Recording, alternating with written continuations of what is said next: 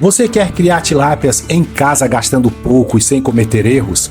Eu criei um sistema simples, barato que funciona de verdade. É simples de fazer e você vai precisar de uma caixa d'água de 1000 litros e alguns tambores reciclados. Você vai aprender a fazer uma aquaponia. Aqui você consegue criar peixes e cultivar hortaliças no mesmo sistema usando uma única bomba de baixo consumo de energia. É um sistema ideal para quem mora na cidade ou no campo e cabe em um pequeno espaço. Eu vou te entregar tudo: vídeos do projeto explicado, PDF com todas as medidas para você baixar, lista com todos os materiais que você precisa comprar, tabela para calcular a quantidade exata de ração que você deve jogar para os peixes, vídeos exclusivos mostrando cada etapa da montagem e prioridade para tirar as dúvidas comigo.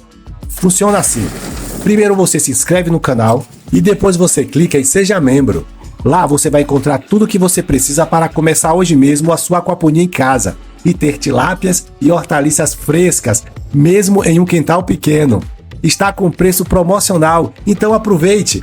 É só clicar aqui e assistir o primeiro vídeo da montagem do sistema. Eu aguardo você lá!